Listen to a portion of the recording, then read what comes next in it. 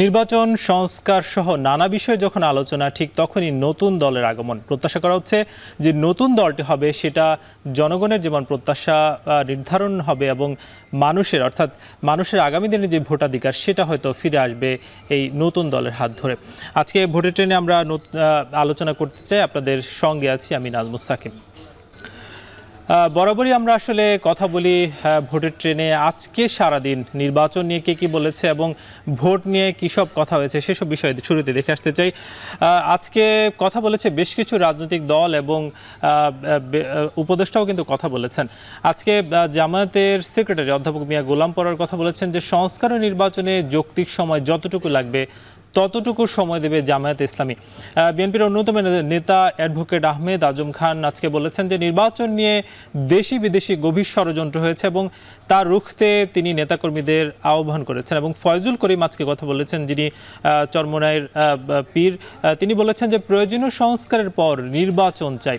এবং আজকে তথ্য উপদেষ্টা নাহিদ ইসলাম কথা বলেছেন যে নির্বাচন সুষ্ঠু এবং গ্রহণযোগ্য করতে নানা ফর্মুলা আছে, রাজনৈতিক দলগুলোর সাথে আলোচনা করে সিদ্ধান্ত। অর্থাৎ বোঝাই যায় যে নির্বাচন নিয়ে আজকে যেই দলগুলো কথা বলেছে তারা সংস্কারের সঙ্গে নির্বাচনটাও দ্রুত চাচ্ছেন। এবং সরকারের তরফ থেকেও কিন্তু বলা হয়েছে যে নির্বাচনের যেহেতু নানা ধরনের ফর্মুলা আছে, সেই সব বিষয় আসলে নির্বাচনের বিষয়গুলো রাজনৈতিক দলগুলোর সঙ্গে আলোচনার ভিত্তিতেই কিন্তু সিদ্ধান্ত। বরাবরের মতো আজ আমাদের সঙ্গে যুক্ত আছেন জাতীয় নাগরিক কমিটির নির্বাহী কমিটির সদস্য আলী আহসান জুনায়েদ। যুক্ত হচ্ছি তার সঙ্গে। জুনায়েদ, ভোটের ট্রেনে আপনাকে স্বাগত। আমরা জানতে চাই, যেহেতু আপনাদের নতুন দল এই ফেব্রুয়ারির মধ্যে আসে, বলা হচ্ছে ঠিক 15 থেকে 28 তারিখের মধ্যেই কিন্তু এই দলটি আসবে, সেই প্রস্তুতিটা আপনারা কতটা এগিয়ে নিতে পেরেছেন?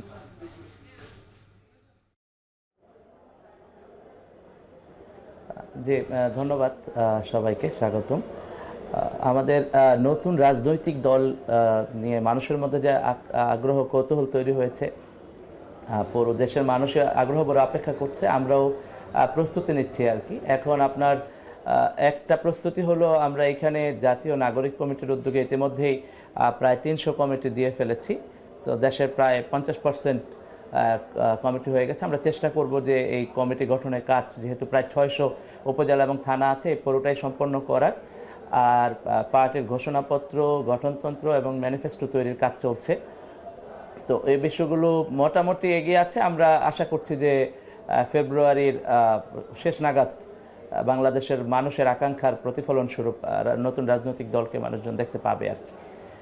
কিছুদিন আগে, অর্থাৎ গতকালকে হাসনাত আবদুল্লাহ বললেন, তারপর পাটোয়ারি বললেন যে আগামী দিনের এই যে নতুন দলটি আসছে সেটা আসলে জনগণের মতামত ভিত্তিতে, জনগণের কি কি প্রত্যাশা সেই সবের ভিত্তিতে কিন্তু আসবে। এবং আপনারা বলছেন যে 1 লাখ মানুষের কাছে আপনারা যাবেন, সেই প্রস্তুতি আসলে কতটা?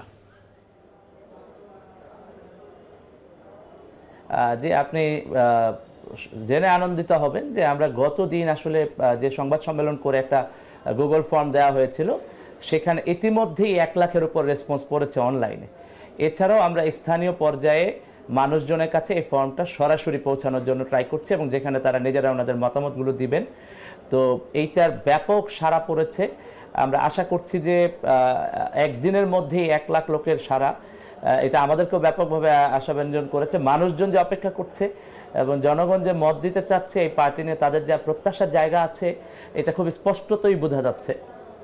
তো সেহেতু আমরা আরও বেশি বেশি মানুষের কাছে পৌঁছতে চাই। অনলাইনে এই রেসপন্সটা তো আমরা রেগুলারলি আপডেটেড আছি, আর অফলাইনেও এখন স্থানীয় পর্যায়ে আমাদের ফর্মগুলো চলে গেছে। তো ওইখান থেকে আমরা রেসপন্সগুলো পাচ্ছি আর কি। তো এটা আরও একদম মানে স্পেসিফিক ফিগারটা আমরা 2-1 দিনের মধ্যে জানতে পারবো যে কী পরিমাণ স্থানীয় পর্যায়ে আমরা সাড়া পেয়েছি আর কি সরাসরি। আর অনলাইনে এখন পর্যন্ত 1 লাখের বেশি রেসপন্স পড়েছে। যেহেতু বিদ্যমান দলগুলো এখনো পর্যন্ত কিন্তু রয়েছে, তো সেক্ষেত্রে বিদ্যমান দলগুলোর উপরে আপনারা কেন আস্থা রাখতে পারছেন না এবং জনগণের আসলে প্রত্যাশা কিসের ভিত্তিতে আপনারা দলটি আনছেন সেই বিষয়ে আমরা আসব। যে বিদ্যমান রাজনৈতিক তো অনেকগুলো দল আছে, তার মধ্যে আপনাদের আবার এই দলটা কেন আশা লাগছে?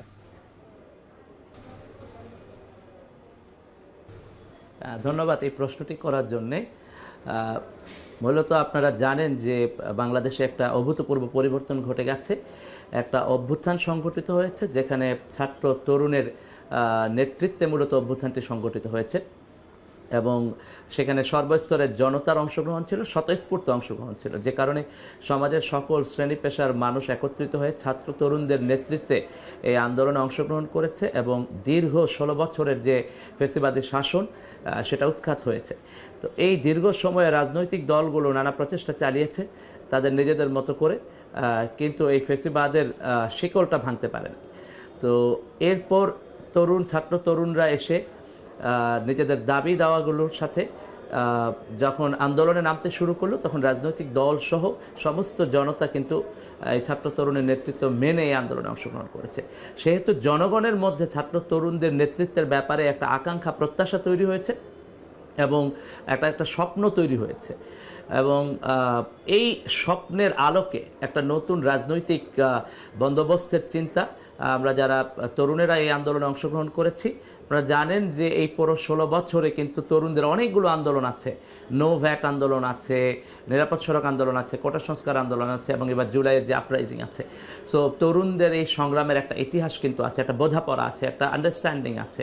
তো সেহেতু জনগণের আকাঙ্ক্ষায় এসে যেহেতু এক বিন্দুতে এসে মিলিত হয়েছে, সুতরাং অন্য রাজনৈতিক দলগুলোর প্রেক্ষাপটের সাথে এই যে নতুন রাজনৈতিক দল, এটার প্রেক্ষাপটের ভিন্নতা আছে। কারণ একটা বড় অভ্যুত্থান সংগঠিত হয়েছে এবং একটা ফ্যাসিবাদী শিকড় এই ছাত্র তরুণদের নেতৃত্বে ফ্যাসিবাদী শিকড় উপড়ে ফেলতে এই জাতি সক্ষম হয়েছে।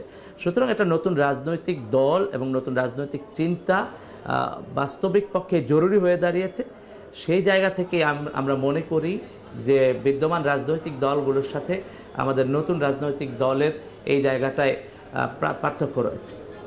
সেক্ষেত্রে আসলে বলা হচ্ছে যে উপদেষ্টা যেহেতু এই সরকারের মধ্যে 2 জন ছাত্র উপদেষ্টা আছেন, 3 জন আছেন, তো সেই 3 জনকে যদি আপনাদের এই দলে আসতে হয় সেক্ষেত্রে সরকার থেকে বেরিয়ে আসতে হবে। সেই বিষয়টা আসলে আপনারা কিভাবে দেখছেন, কিংবা তারা যেহেতু সরকারে আছে সেই ধরনের কোনো সুবিধা কি আপনারা নিচ্ছেন কিনা?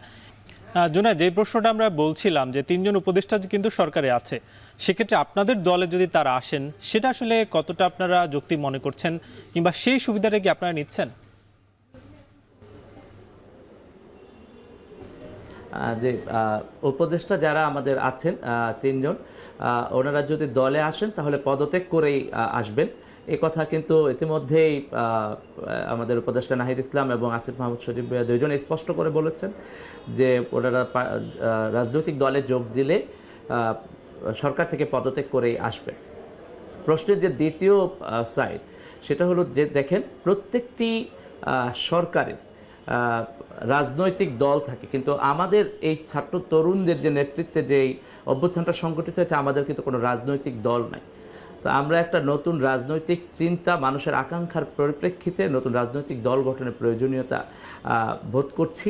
এবং সেইখানে যেহেতু এই উপদেষ্টা যারা আছেন ওনারা এই ছাত্র তরুণদের নেতৃত্বের মধ্যে ওনারা নেতৃত্বে ছিলেন এবং এই আন্দোলনটা সংগঠিত হয়েছে ওনাদের নেতৃত্বে, সেহেতু ওনারা এই দলে আসার ক্ষেত্রে জনগণের পক্ষ থেকে এবং আমাদের পক্ষ থেকে একটা চাপ আছে। তারপরে ওনারা যদি আসতে চান, ওনারা সরকার থেকে পদত্যাগ করে আসবেন, সে কথাও ওনারা স্পষ্ট করে বলেছেন।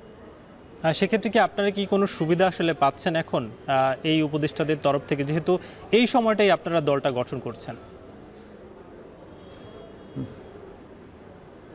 না, সেই ধরনের কোনো সুবিধা আমরা নিচ্ছি না। আপনারা জানেন যে জাতীয় নাগরিক কমিটি সেপ্টেম্বরের 8 তারিখে গঠন হওয়ার পর থেকে আজকে ফেব্রুয়ারির 6 তারিখ, তো এই পুরো দীর্ঘ সময়ে কিন্তু আমরা মাঠের কর্মসূচি দিয়ে এবং স্থানীয় পর্যায়ে থানা, উপজেলা, ইউনিয়নে, ওয়ার্ডে সংগঠনকে পৌঁছানোর জন্য চেষ্টা করেছি, বিস্তৃতির চেষ্টা করেছি। এখন পর্যন্ত 300 থানা উপজেলা কমিটি দিতে সক্ষম হয়েছি এবং আমরা 7টি উইং করতে সক্ষম হয়েছি। সুতরাং আমাদের এই বিস্তৃতিতে কিন্তু আমাদের কোনো সরকারি সুবিধা নিতে হয়নি, বরং আমাদের এইখানকার সংগঠকরা জাতীয় নাগরিক কমিটিতে যারা আছেন, স্থানীয় এবং কেন্দ্রীয় যারা সদস্য আছেন, প্রত্যেকেই পরিশ্রম করেছেন এবং এই সংগঠনটাকে বড় করেছেন। সংগঠনের বিস্তৃতি এবং রাজনৈতিক দল গঠনের যে পূর্ব প্রস্তুতি, এই প্রস্তুতিতে কিন্তু আমরা পুরোপুরিভাবে একটা ফিল্ড ওয়ার্ক নিজেরা কষ্ট করে করেছি। সেক্ষেত্রে বন্ধু বা সহযোগী হিসেবে ব্যক্তিগতভাবে আমরা উপদেষ্টা যারা আছেন এবং আমাদের বন্ধু আরও সিনিয়র যারা আছেন বিভিন্ন পর্যায়ে, আমরা কিন্তু অনেকেরই পরামর্শ নিয়েছি। জুনাদ, আপনাকে অসংখ্য ধন্যবাদ। আপনি আমাদের সঙ্গে যুক্ত হয়েছিলেন। আমাদের সঙ্গে যুক্ত ছিলেন জাতীয় নাগরিক কমিটির নির্বাহী কমিটির সদস্য আলী আহসান জুনায়েদ।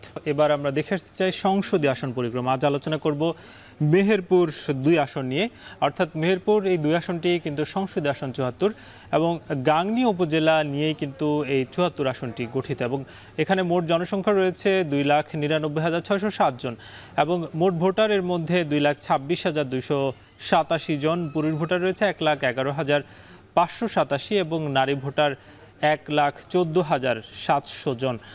অর্থাৎ আজকে নানা বিষয় নিয়ে আমাদের আলোচনা হলো। আজকে বলা হচ্ছে যে আগামী দিনের যেই নতুন রাজনৈতিক বন্দোবস্ত, সেখানে একটি নতুন দলও কিন্তু আসে এবং বিগত 3টি নির্বাচন নিয়ে নানা ধরনের যেহেতু বিতর্ক ছিল এবং আগামীর যে নির্বাচন, সেই নির্বাচনটি একেবারে বিতর্কের ঊর্ধ্বে আনতে কিন্তু চেষ্টা করা হচ্ছে বলে অন্তর্বর্তী সরকারের তরফ থেকে বলা হচ্ছে এবং রাজনৈতিক দলগুলো বলছে যে যত দ্রুত আসলে নির্বাচন দেওয়া যায় সেক্ষেত্রে দেশের মঙ্গল ঠিক ততটাই। ভোটের ট্রেনে আগামীকাল নতুন কোনো বিষয়ে আমরা আলোচনা করব। সে পর্যন্ত সুস্থ থাকুন। শুভরাত্রি।